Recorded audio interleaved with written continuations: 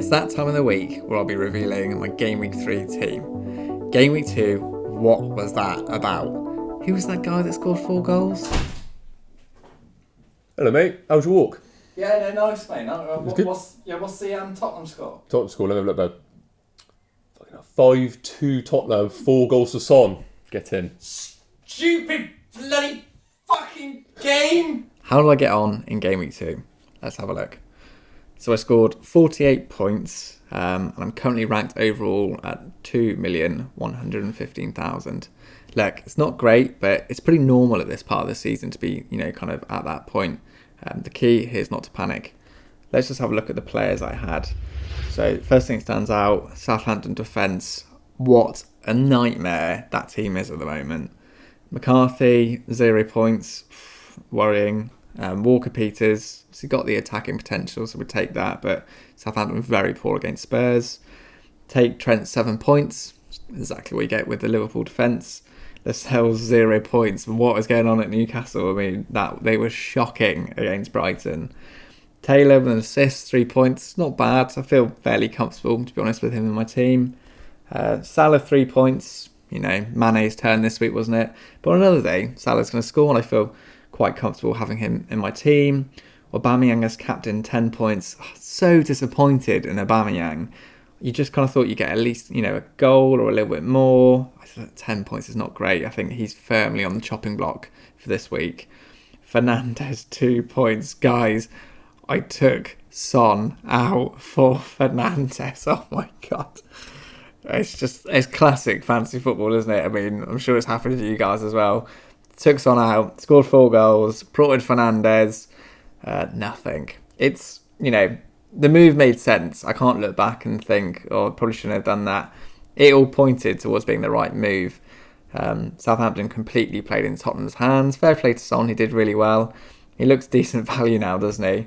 Fernandes, I was worried. I thought that United were terrible. But the thing is, I don't expect them to be that bad every week. I think we'll see a reaction this week. And I still feel confident in him. The penalties, the free kicks, the attacking potential.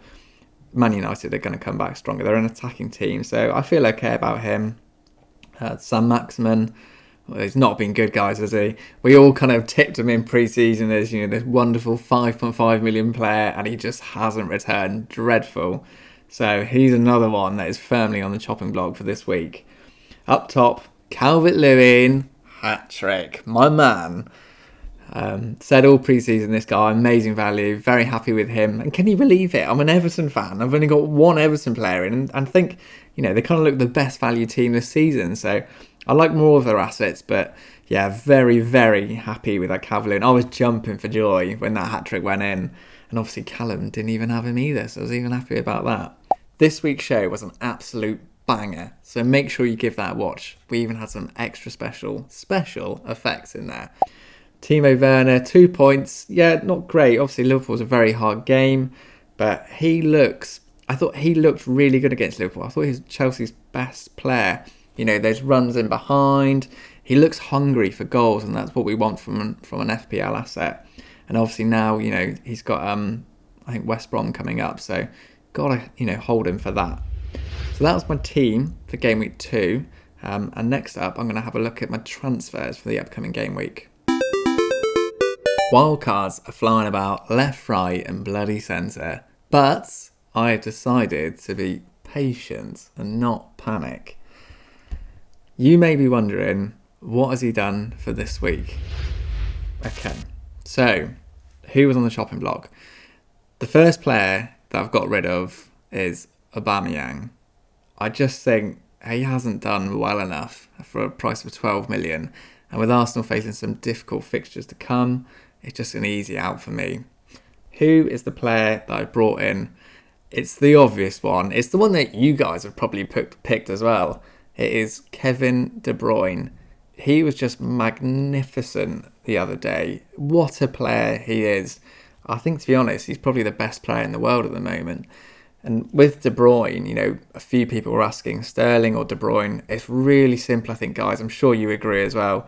De Bruyne every day of the week for me. in that kind of number 10 role. Pretty sure he's going to have penalties, more attacking this season. Absolute must. He's pretty much essential. I know we don't like using that word, do we? But I think De Bruyne's essential, and obviously he's a really good captain option. Right, this is where things now get really tricky.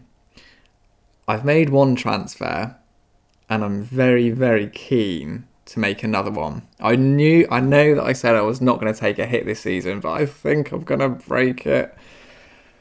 The player I want to get rid of next is Saint-Maximin. Now, before I say anything, guys, I haven't actually made the transfer yet, and I'm going to tell you why. We saw with West Ham all the issues with, coronavirus. I think Moyes and two of the players, tested positive. As we go further into winter, I think you've got to be really, really careful with your transfers now. I know we have price changes, and it's something that I do myself. I've brought in De Bruyne early, so I can't say too much, but I think where you can leave a transfer as late to the game week as possible, I think it's a really good strategy to take. So Saint-Maximin will be going. Who will I be getting? So I've got about 1.5 million in the bank, and there's two players I've got in mind. The first one is Phil Foden. Phil Foden, I thought, he did pretty well, didn't he, the other day? Took his goal well, getting in some really nice positions. I think I read an article actually in the Athletic the other day, which is saying he's going to be playing more across the forward line this season. That's exactly what we want to hear as fantasy managers. He is a massive rotation risk. Yes, we know that. But let's look at the positives here. Okay, he's 6.5 million. Okay, and he's also, David Silva is gone now. In the short term, I think there's things like Gundogan's got coronavirus. I think Mahrez was late back training. So he should play in the next two. The main thing about it is 6.5 million for a Man City midfielder stroke attacker. Wow, that is exceptional value. He'll miss a couple of games, don't get me wrong, but I'm pretty sure he's going to return really well this season. I kind of think this is going to be his breakout year. So he's a player I really, really like. The second player I've got my eye on is Podence, who plays for Wolves. Now, I'm sure all you guys have saw his nutmeg on De Bruyne, which I thought was fantastic. What a little player this guy looks, doesn't he? Really, really decent. Little magician, I think. Really quick as well. So fast. The big worry, again, same thing, rotation. So Wolves have now signed the right back, and that means that Traore is going to push forward. I think, and I've seen from most Wolves fans, and if you are a Wolves fan, obviously let us know in the comments what you think, because I'd actually be really interested in knowing, more about what you guys think if Podence is going to play most of the games, because it is up in the air at the moment. But my feeling on it is, I think Podence will play most of the games. And the important thing here is at 5.5 million, it's not that risky, is it really? You get that kind of extra bit of money in the bank, money you can spend on the rest of your team. And Wolves' fixtures, wow, seriously, seriously nice over the next 4 or 5. It's a great way into that Wolves attack if you don't have Jimenez. So Podence is a player I really like as well. And guys, I was going to say pulling my hair out. I definitely haven't been pulling my hair out because there's nothing left. But I cannot decide who to go for between Foden and Podence. I would generally love to hear what you guys think. Which is the player do you think I should go for? I'm going to leave it a day or two because of the COVID situation, and quite frankly, because I'm not entirely sure yet to make my decision. I think it comes down to Foden. I really, really love him as an asset, and I think he's going to do really well this year. But it's that versus Podence and that extra bit of money in the bank. If I have that extra bit of money in the bank, maybe next week I can bring a player like Reece James in the defence. So it gives me more options and flexibility. So yeah, I'm really struggling with that one. But my transfer so far this week is De Bruyne, and I will be making a second one.